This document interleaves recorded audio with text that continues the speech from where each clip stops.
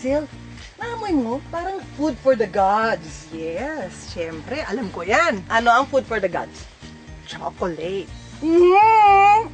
Alam niyo ba yun? Na yun ang food for the gods? Well, hindi nakakapagtaka kasi nandito tayo sa Rosyet Cacao Farms. Naku, and because we're in Mindanao, maayong buntag sa inyong tanan. Hello! Welcome to another episode of OA Ako, the Telemagazine. Tapos ngayon, nagre-revisit kami dito. Naunahan na nga kami ni Nonay at ni Zeus. Pumasok na sila sa loob para magpaturo kay Grover. We had the opportunity last year to be able to taste his tablea, which we both felt were one of the better ones we've tasted. Kaya gusto namin magpaturo kung paano yun gawin. Puntahan na natin. Baka mawala ng time na sa atin. At Samahan maubusan nyo pa na tayo ng kami! tablea.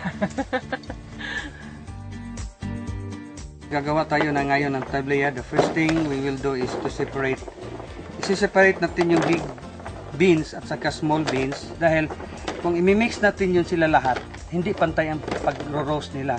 Ma-overcook yung small ones at saka ma-undercook yung big ones. So yun, napili na nila ngayon ang mga malalaking beans. Unahin nating malalaking beans na i-roast.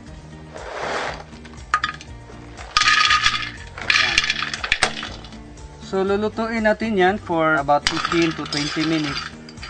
Ang sign dyan na luto na siya is may pumuputok na sound. Meaning parang nagbe-break na yung skin ng cacao. Naluluto na yung beans natin, medyo umiitim na yung balat niya. We will be waiting for the popping sound.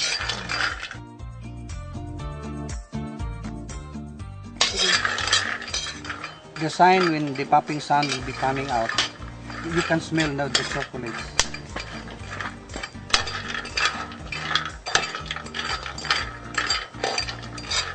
Okay, so after the popping sound was heard, about 5 minutes after the popping sound or 7 minutes after the popping sound, luto na po yung roasted cacao beans natin. Okay, so we have to place the roasted beans here para lalamig siya. Okay. Ito na yung roasted beans natin, okay? So, ang gagawin natin dito is to clean this up.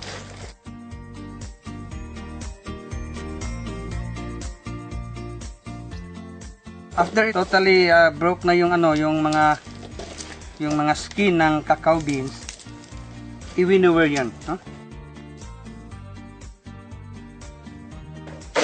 Yan, lumilipad na po yung mga balat ng cacao beans.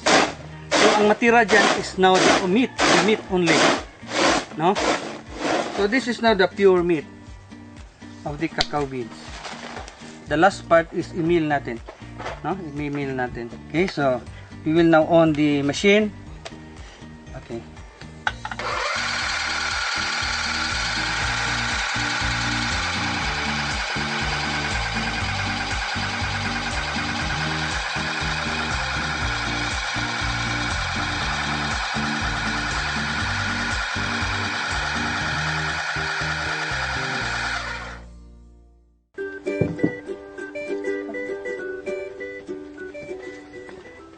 Okay. Ang bango talaga nito. Yes, ma'am. This is now the tablea, but we have to mold this para maganda naman pag i-market na natin. You just get any kind of plastic tube. Lagariin nyo yan ng manipis, PVC or just a plastic tube, anything, to make it, and then ilalagay na natin sa gitna. Alam nyo, kung naaamoy nyo lang ito, no? Grabe, no? Para siyang... Diba? Hindi ko ma-describe. Bango. Iba talaga Bango, pag bango, actual. bango. At saka, actually, nandun kami, nanonood kanina. Habang pinapaliwanag ni Grover yung kanyang paggawa ng tablea. Paano yun, Grover? Kasi di nakita namin na in-explain mo nung pag-roast, ano? Pero prior to roasting, yung fresh from the pods, you ferment Yes, that. ma'am. The beans is just mixed every day for a period of 4 to 5 days. So, walang nilalagay. Walang nilalagay. And then, ito na ngayon, nakita natin dyan, nilalagay na yan sa round molding. Hindi ito titigas pag hindi natin ilalagay sa freezer. Ganun lang pala yun, ano? Perfect na, perfect circles. Sukat na sukat at purong-puro. If a farmer will make the tablea, you will be assured of a 100% pure tablea. So ito, Grover, alam natin, pangkain. Pero ano pa ibang gamit ng tablea? Pwede ito gamitin mo sa mga ano mo sa baking. Yung mga yung tinatawag lang European dish, nilalagyan nila ng mga tablea. Ito ba, Lizelle, na-try mo na i-grate mo lang over ice cream Yeah. or over Actually, yung coffee? kanina, yung nibs, Yung nibs also can be eaten at ganun outright. as is Nakain ko na yun. At ang maganda dito, kaya ganyan siya lumabas nung pagka-meal niya. Very creamy, very pure, kasi walang ine-extract. Walang ine-extract. There is a cocoa butter here, there's a cocoa oil, and then the meat. Alam mo, last year nung na-meet ka namin, meron kasi nasabi sa amin na meron kang isang client na ginagamit for the spa. Yes. So, ano yan, until pang-scrub? now. That customer, I was curious because he was buying weekly about 10 kilos. Sabi ko, ang dami namang umiinom dyan ng tablea ninyo, ma'am. But he is telling me, no, we are not drinking that, Mr. Rosit. I have spa in part of Taguig, in part of Makati, and most of my clients are having the body scrub which I am using your tablea. Because your tablea is a pure tablea. Sabi ko, ano naman nangyari? Kumikinis yung mga... Try nga natin. So, Sir Grover, hindi lang for consumption, for cosmetics din. Pangpaganda rin ito. Kanina, when we took it, parang na-revitalize tayo, no? Na-energize tayo. Kumbaga po, parang mataas yung energy content niya. Lahat yung nutrient content. Kasi nga, it's pure. Sa kabataan po ngayon, mahilig kami sa chocolate. Wow, oo nga naman. Pero, yung misnomer lang pala yung nakakasama yung chocolate sa inyo. Yung sugar talaga dun sa mga processed na chocolate. Yun yung mga nakakasama sa additives. inyo. Very, very sweet. Yung mga additives. Pero yung chocolate in its raw form is nutritious. Wow.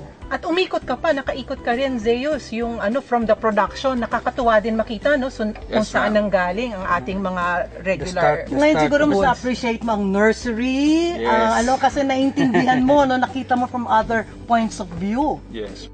If you are a cacao farmer and then you'll not sell your fermented beans to the trader and then you make it into a tablea, your income will be doubled. Because your 150 pesos capital for the dried beans, if you'll make it into tablea, you will get about 350 pesos out of it. So, yon mga option. Tapos siguro nga, kung i-value added pa niya, kunwari, pa-package pa niya for the spa or whatever. Magandang packaging. Tataas pa, no? Kung i-market mo pa. Oo. Maraming salamat, Grover, Yes. for sharing. It's my pleasure also. Ay, nako. Thank you for coming. Please join us again for the next week's episode of OA Ako,